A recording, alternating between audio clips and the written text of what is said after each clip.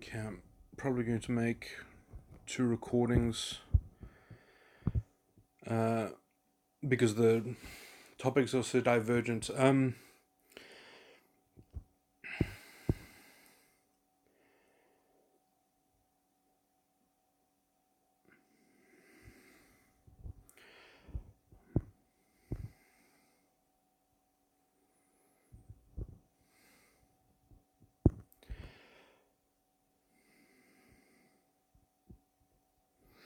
It's interesting. I mean, I always want to clump together all these topics because I do think that they are so heavily interrelated. Ideology, uh, political framing, or I mean, this kind of political ideology though is so it it really is more of a psychological phenomena than it is an intellectual framing. Even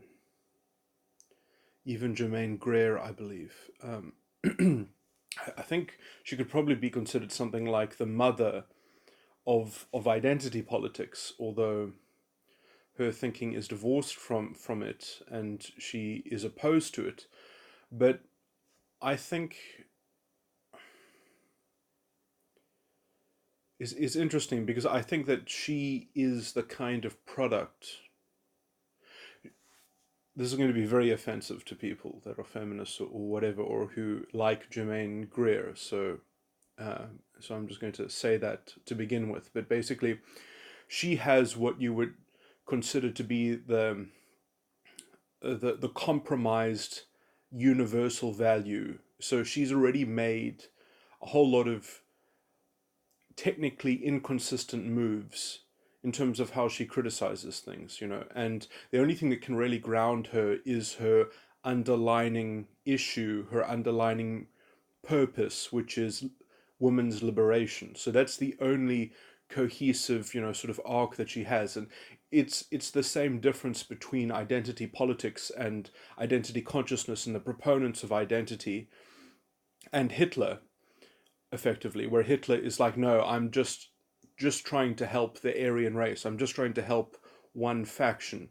And so that's the only way that you can kind of coalesce a worldview that doesn't have so many. So she doesn't have as many contradictions as the identity politics crowd, but they still use pretty much the exact same logic. And the reason why they have so many disagreements is because she has a very confected line of positions that she takes, which are fudged. They are technically they're inconsistent. It's a completely incoherent worldview that it only manages to forge the appearance of coherence because it it all um,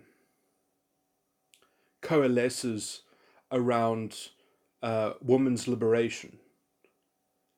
So in the name of that pure good thing.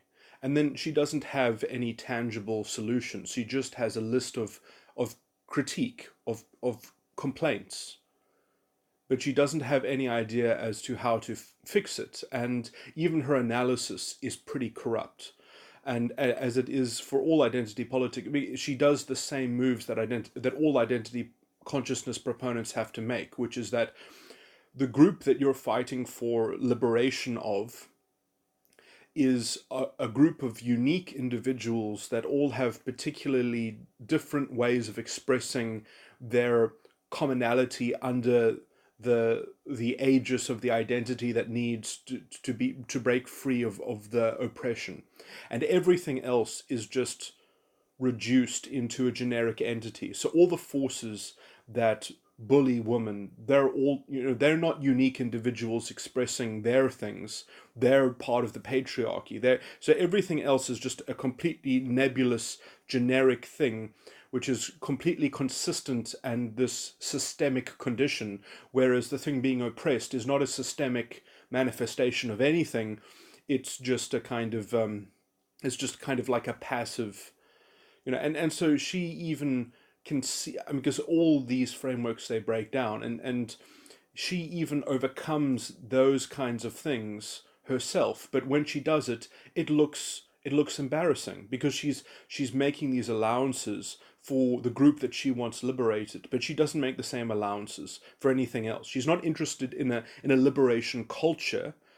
She wants women's liberation only. So because she's not actually trying to arrive at something that's tangible, because it can't be touched, it can only be felt by women, so it's this fundamentally subjective relativistic thing, and there's no way of knowing when it would have even arrived, you know because her analysis itself is okay. Well, anyway, all these things occur also by definition. All these frameworks that any of these proponents create, they all exist in the very definition of the objects that they furnish their framework, because they are effectively, they're trying.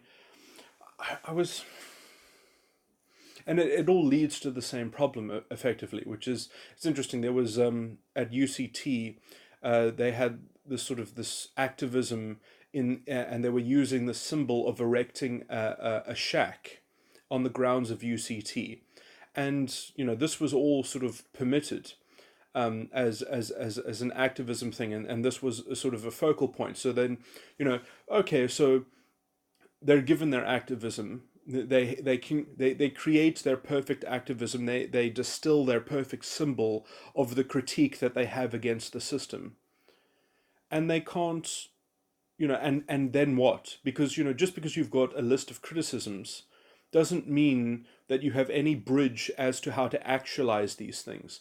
And so, the activism is so hollow and puerile, really, that after they actually are given the freedom to do these things, because they want to be resisted. If they don't get resistance, they can't feel like they're doing something valuable. It's a very strange sort of puerile and abject form of politics. Well, they're given the freedom, and nothing comes of it, so they do the next step. These shacks start, or this shack in particular on the UCT grounds, they find that there's sort of someone is concocting it or using it to sort of store the materials for creating petrol bombs and things like that, because after they manifest their activism, nothing is left but to just burn down everything so that everything can be rebuilt in the image of the ideology. It's very yeah that well anyway the loss of contact with any kind of reasoned, sort of debate. Is, even the truth itself is considered a white supremacist notion. So that all you have is these weird forms of ideological vanity, which are defended effectively by, these are representations of our self-esteem. Our ideology is, you cannot differentiate the ideology from the self-esteem of the individual. And so if you try to refute the ideology and you try to disrupt the narrative, that then they can label you as an aggressor. And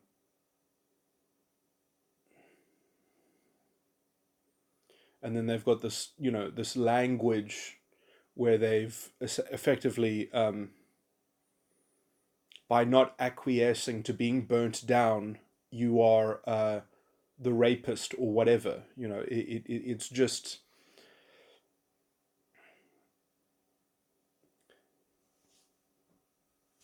yeah.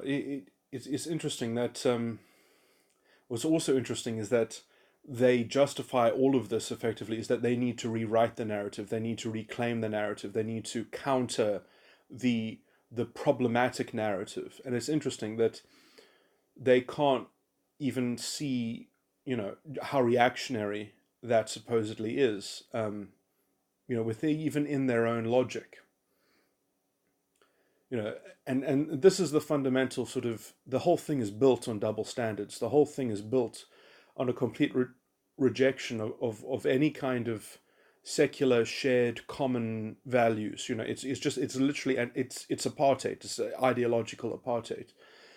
I mean, I can't even imagine how schools are operating with teachers that believe in this kind of bullshit. You know, well, even just what the feminists must be doing to the boys and you know, the adolescents that are being infected with this kind of impossible, you know, that you have, obviously you're going to have rules in a school which are not going to be applied because of the ideological framework of this strange inconsistent morality which is being peddled by the, you know, it must be a narcissistic breeding program, basically, you know, for psychopathic narcissism. The amount of havoc that can be had. I mean, it was when color blindness and indifference to race was, you know, the the the framework, which is also the framework of the Constitution, when that was set aside for this new kind of very, you know, now imagine trying to, I mean, if you're not allowed to, as a teacher, enforce a level of color blindness so that you can have a kind of secular common space. No, you have to have a safe space for identities. I mean, how the fuck are you going to adjudicate ad hoc those sorts of issues, which are always going to be imposed at a strange level of zero sum pride, you know, warfare? You know, it's going to be absolutely, it's just going to be mayhem. You know, on a moralistic level, it's going to, you're going to empower the most disgusting personalities to, and you know, effectively you're going to do this by finding people who actually have an ethical framework, an independent ethical framework that doesn't want to plug themselves into the narrative of this orthodoxy of identity consciousness, and that person is going to be vilified and is going to be called racist. I mean, it's you know, it's almost demonic. Is the only thing. I mean, I can just imagine the shit that goes on. And all of this effectively because, you know, the academy is, the universities, their staff are just promulgating this poison. You know, it's such a, you know, the escalation of toxicity. I mean, it's really quite sad because, I mean, the kind of the weird kind of racialism that is baked into, you know, this era is, I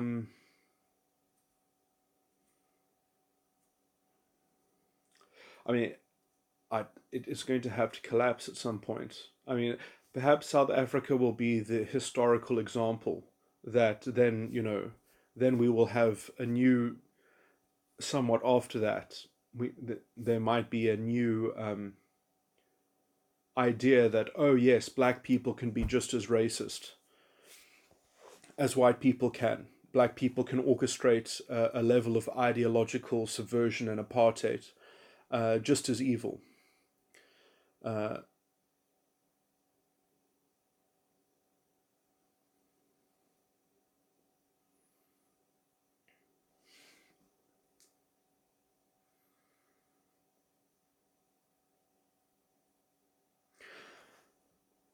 but yeah, there were a few points that I wanted to make, which I think I have found things about. I think I've made about two innovations now in working out some of the deeper problematic themes. Um, I think the way to unplug yourself from propelling the engine of identity politics is to debunk the move to make a narrative in the very first place, and to show just how alien that is from even solving any problems. You know, Because, I mean, effectively, identity politics is all about group comparison. It's all about statistical aggregates and how they measure up in terms of success and failure, or advantage and disadvantage.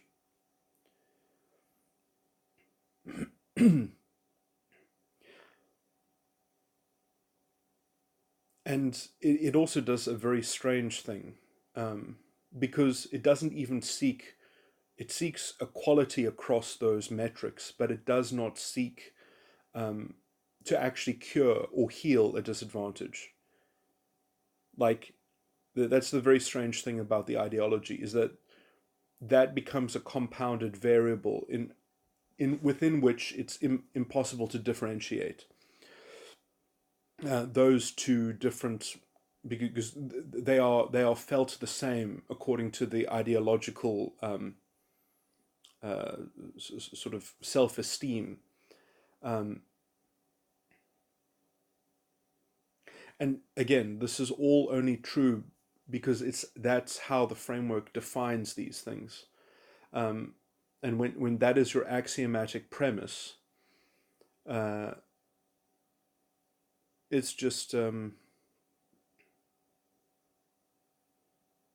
I mean, there's no morality anymore. There's no accountability for anything.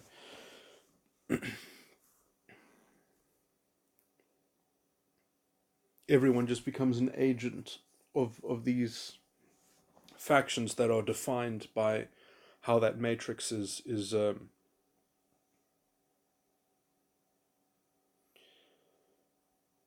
projected onto everything.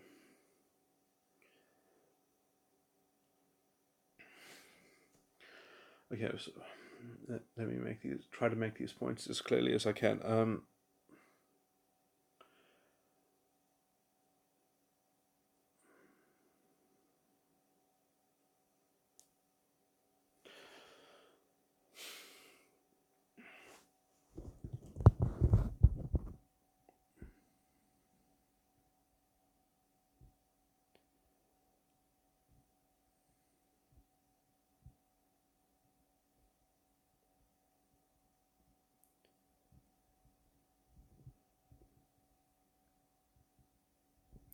It's interesting as well because I think that in general, the thing to understand is that when you are subject to a narrative, any narrative, uh, there is no more purpose that is independent of the narrative, and there's no personal accountability at all. Um, and this is quite a liberating thing. It's liberating in a very self-destructive way. Um, and it also means that you only track the things that the narrative tracks in order to explain outcomes. So it really narrows your view of anything. Um,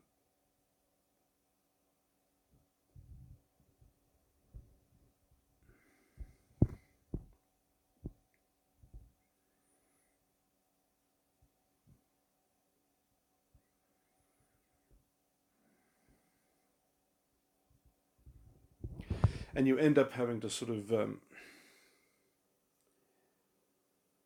generate more and more assertions just to keep that fragile framework functioning.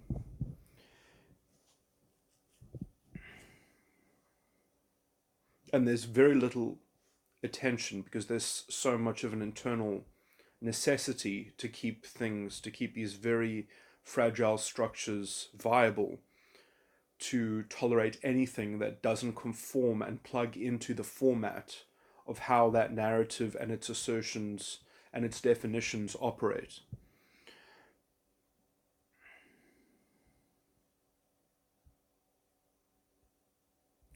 And also, because you're subject to a narrative, there is no genuine purpose. So the way to manufacture a purpose is effectively to vindicate the narrative against resistance and find something to extract punishment from, or some kind. Well, you could put it in frame of a war, but you could also just put it in terms of punishment that needs to be meted out to bring a kind of equilibrium. And so it's really tethered to a zero sum kind of moral game. And within that, identity itself becomes the repository of all knowledge and information, and sort of every element of everything. It just sort of gets subsumed by that frame.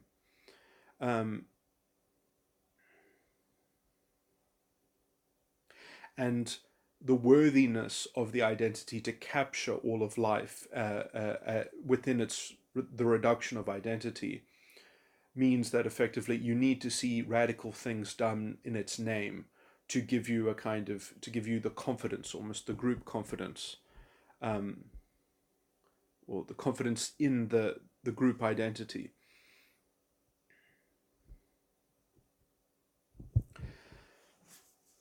And effectively, so many things become conversations about frameworks, narrative frameworks specifically, and sort of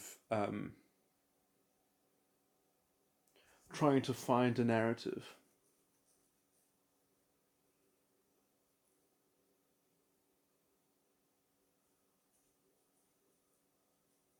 Because, or trying to find a narrative that you can sort of be stable and dependent upon, which is the same thing as like trying to find an identity that's almost those things are in a kind of alignment in terms of this kind of search. And it's very important for these people to recognize or to sort of create this projection onto everything, that everything is looking for that search. Well, everything is in the process of that search, and that's the only search that's possible.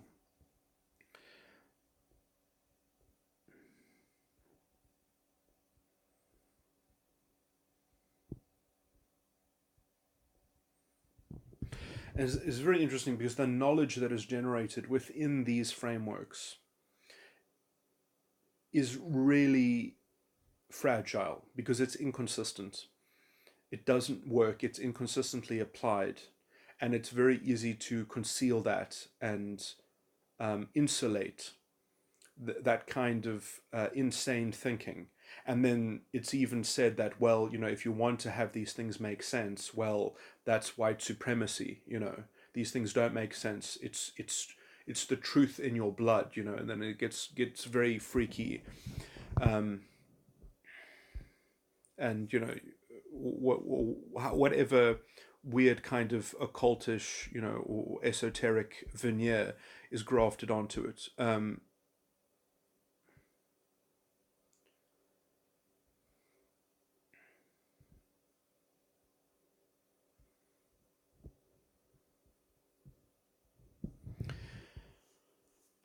And the general treadmill of saying that, well,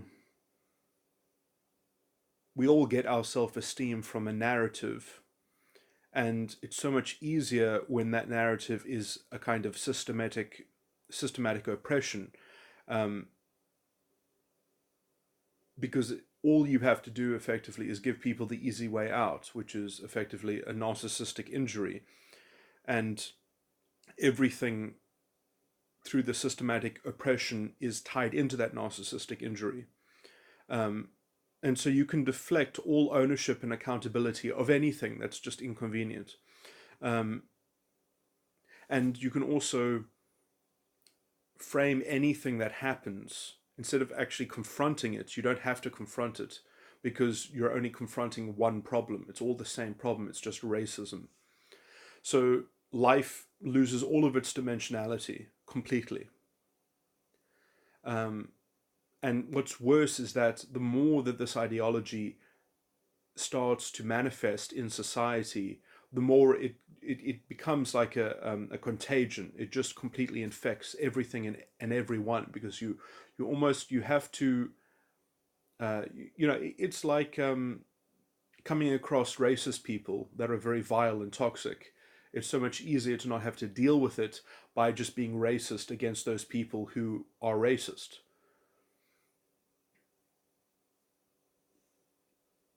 It's one way to sort of obfuscate. Uh,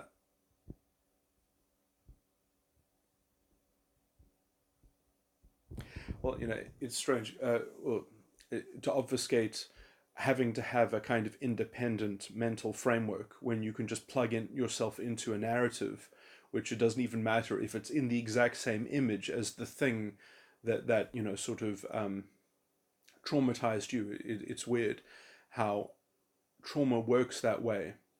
Um, but it's also weird how this ideology, I would say, also gives a huge incentive for people to cultivate that narcissistic injury within themselves. It gives them free license. It says no, that is the key to freedom. It's very toxic.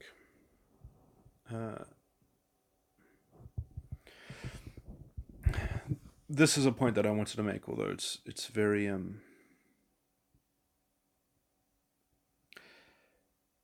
this point is somewhat paradoxical, and so I haven't really quite tethered it properly to the ideology.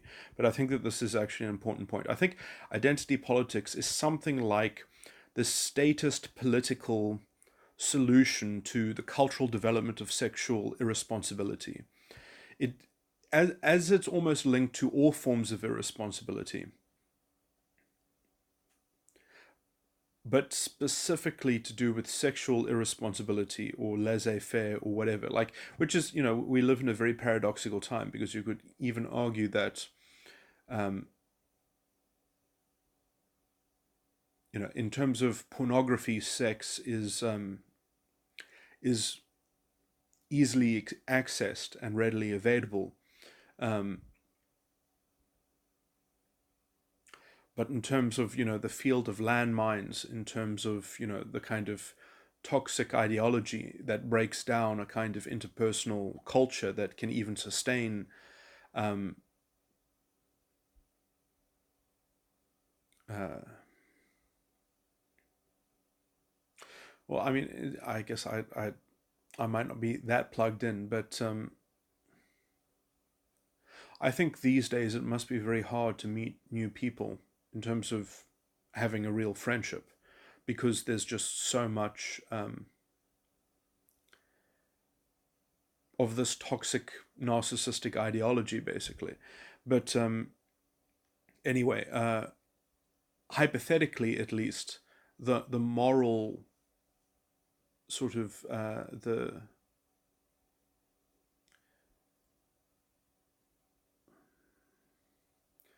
the moral framing of sex as being completely divorced from intimacy, um,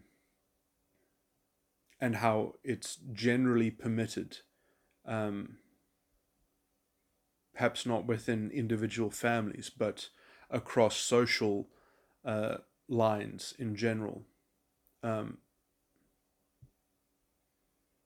in terms of social mores, maybe not in particular people's immediate circumstances, but just in general the social mores, and how that also relates to the structure of the family and the strength of the family. Um,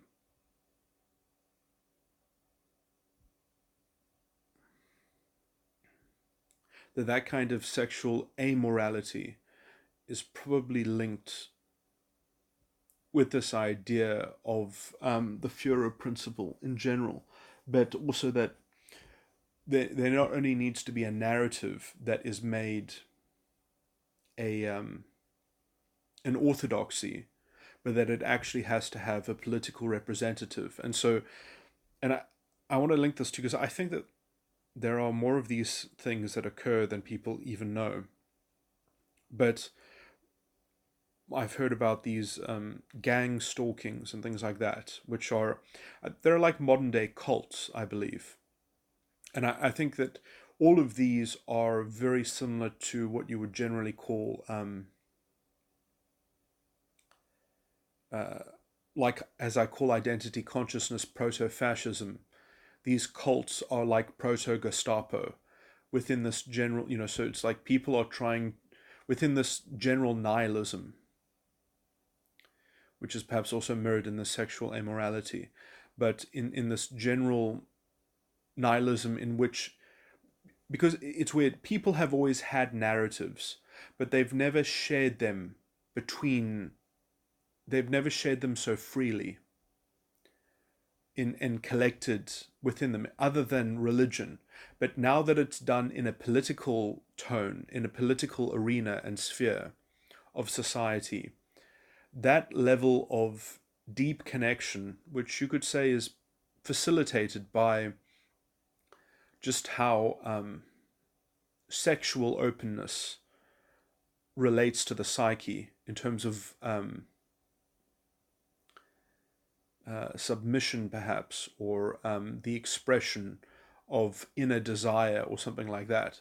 So we've got this very strange thing where you've got this huge appetite for a narrative, which the whole culture is pretty hypnotized and seduced by, and there's no alternative that's allowed. And then you've got no strong state, you've got no Führer that is leading a country, you've got no fascist force that is actually the sort of the instantiated orthodoxy. You've just got a loose orthodoxy that is forming within the culture, that at some point or another is going to call for political leadership. And you can already see that all the weaker minds have already, within politics, have already sort of conceded this ground. No, at least in South Africa. I mean, Zuma killed the new South Africa, and Cyril Ramaphosa basically buried it. And Musi Maimane doesn't give a shit.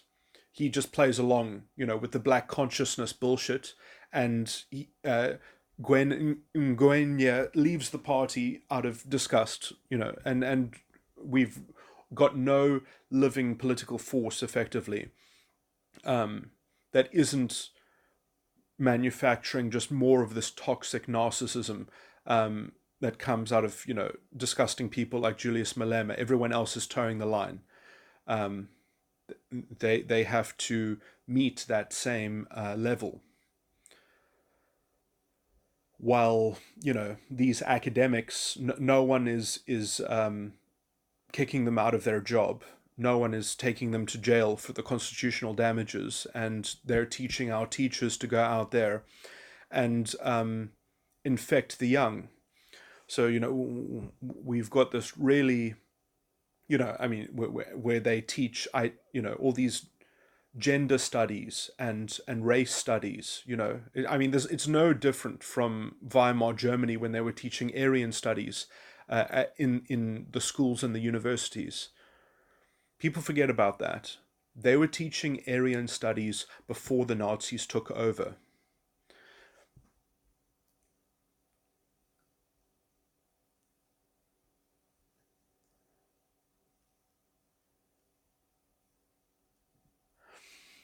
Because they had already taken over culturally, and we're in the grips of that, and we effectively have a judiciary which is not willing to invalidate and strike down the Promotion of Equality Act, which frames this ideology, even as it betrays the Constitution.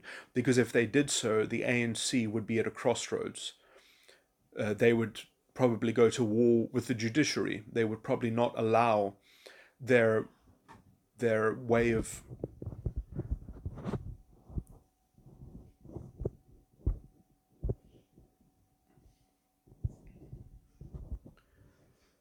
using policy to get away with the kind of moral corruption and state corruption, which is sort of inseparable from their structure. Because people don't realize this, but the president of the ANC doesn't get to control the policy of the government. Um, I mean, it's effectively a captured institution. It'll never be able to clean itself up. Um,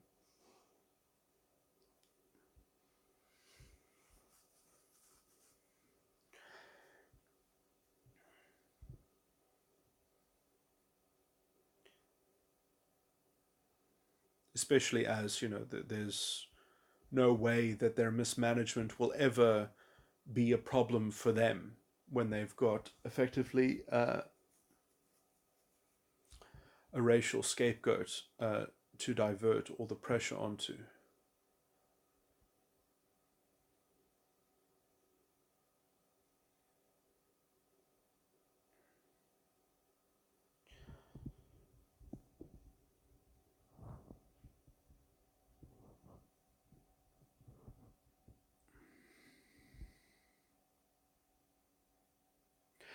So, yeah, I think in the laissez-faire sexual morality, although it might not even be in practice, although I think it's ideologically present in people's minds, so much so that they're looking for a narrative uh,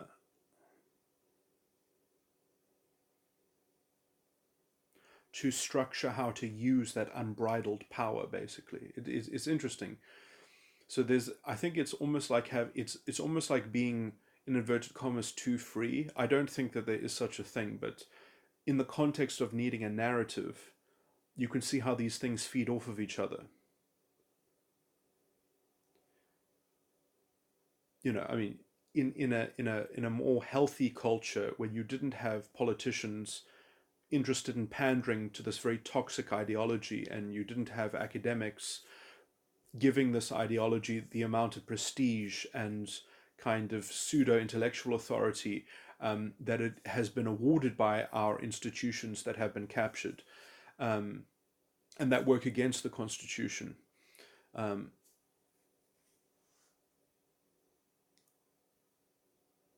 that in that context,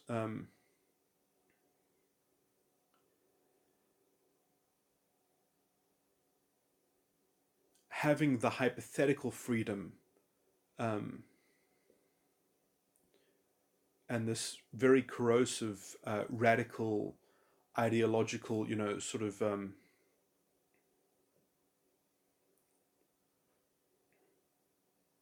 potential engine, I think you have the development of what I can only call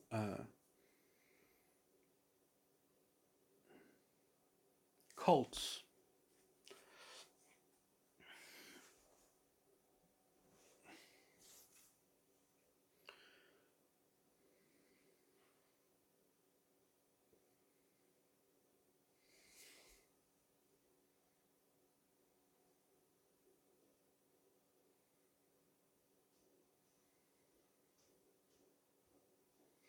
Which again I think will tend to heighten the stakes in terms of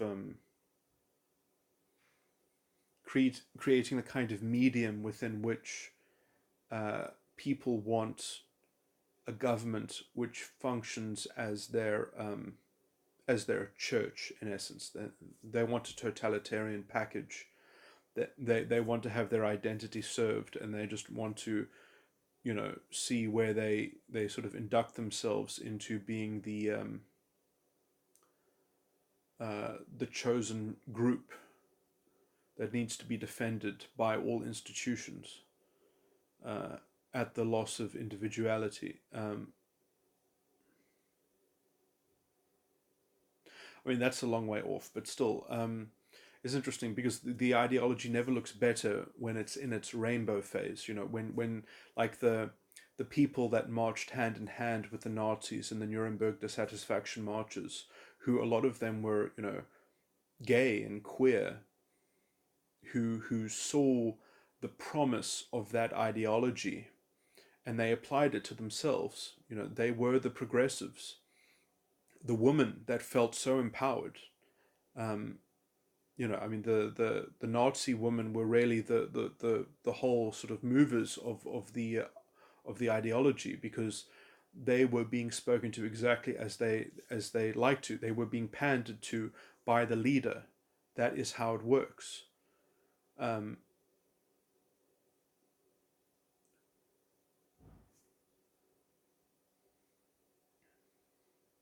and the weird kind of moral command which exists as a kind of as a pervasive network of power that is distributed, but that can be sort of used by anyone collectivizing their integrity under the identity. So, you're given all these triggers as to how to invoke the identity, how to represent it, and how to represent its interests.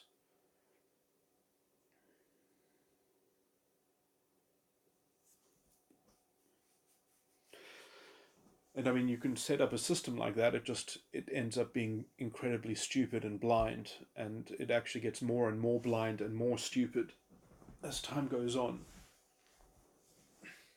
And in fact, it has to be codependent with a scapegoat as well, just to kind of conserve its own. Otherwise it gets delusional too quickly. If it doesn't have a real enemy, it can't even sustain itself. It stops making sense. It stops using, because they just, everything becomes a it's like how they had to reinvent the Jewish conspiracy a million times after all the Jews were locked up in the ghetto. They were still trying to decolonize their minds from the Jewish conspiracy.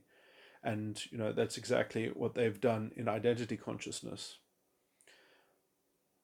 Just to keep the ideological framework and narrative operative, you just keep on inventing these things, because that's the only way that you can seemingly have a positive value in a system in which it's just definitionally constructed to only have a negative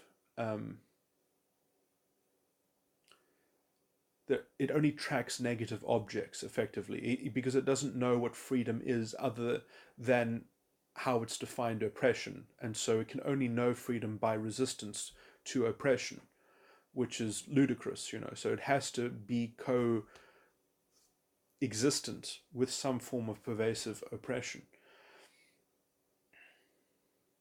effectively also to disguise the fact that the ideological narrative is itself a dehumanizing form of oppression, which in fact does everything, it literally does everything that is complained about in terms of the enemy. And, the way to sort of disguise that is really just more and more assertions and strange language that you're, so that you can know that you're, it's really 1980, was it 1984? The book 1984, in terms of the language stuff. I actually saw a debate about Brave New World in 1984, and they brought up the language stuff, and they didn't even talk about identity politics. It's fucking disgusting. Two liberal hacks talking about books like that. Not even talking, because they can't, because they believe in it. They bought into it, and they're supposedly intelligent and sophisticated.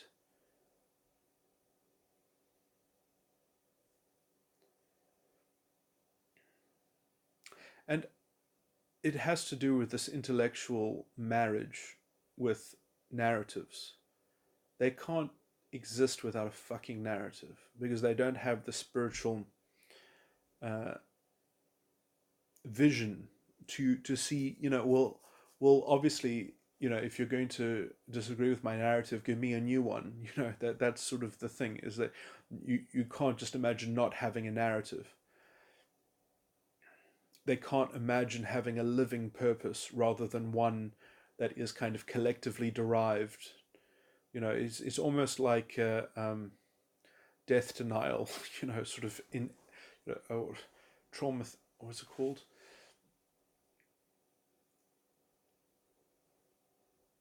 What's that social science called?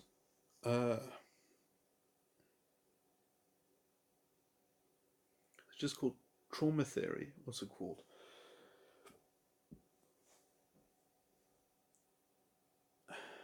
No, terror management theory. That's what it's called. I mean, that's what university is. It's fucking terror management theory. It's all just different departments of terror management theory. I mean, you could literally reduce it to. I mean, it's fucking juvenile.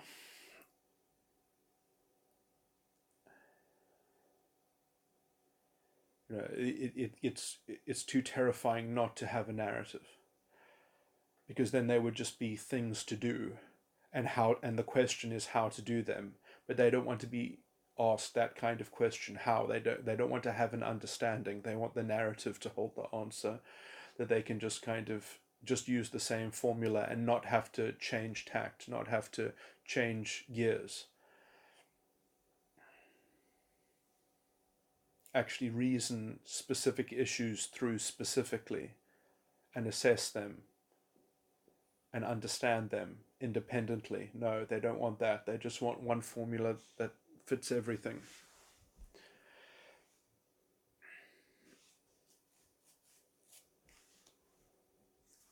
Let me make my other recording now.